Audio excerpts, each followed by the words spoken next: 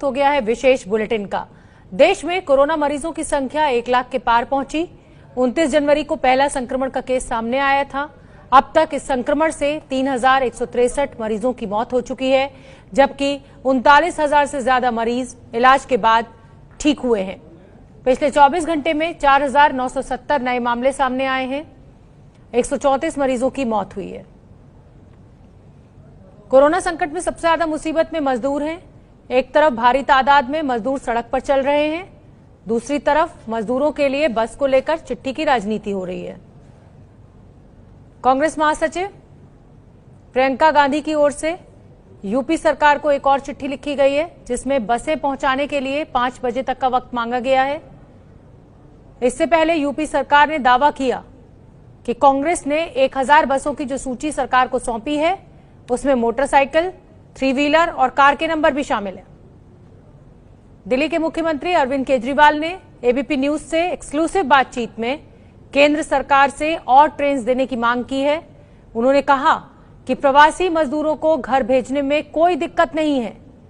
मुख्यमंत्री अरविंद केजरीवाल ने कहा कि 4-5 दिन तक रोज 100 ट्रेन चले तो मजदूरों को घर भेजने में सहूलियत होगी। उन्होंने ये भी कहा कि कोरोना कब तक चलेगा ये पता नहीं है। मुख्यमंत्री ने लोगों से नियमों का पालन करने की भी अपील की।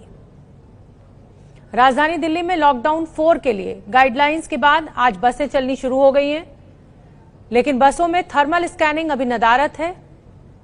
कई बसों में मार्शल्स भी नहीं दिख रहे। हालांकि एहतियातन बस में एक बार में सिर्फ 20 लोगों को ही बैठने की इजाजत है। ऐसे में कई लोगों को परेशानी भी उठानी पड़ी। वहीं दिल्ली की सड़कों पर ऑटो रिक्शा और टैक्सी चलनी शुरू हो गई है। दिल्ली एनसीआर में लोग काम पर निकले, जिसकी वजह से दिल्ली नोएडा बॉर्डर आज भीषण जाम से जूझता हुआ नजर आया। नोएडा से कालिंदी कुंज बॉर्डर तक कई किलोमीटर लंबा जाम देखने को मिला।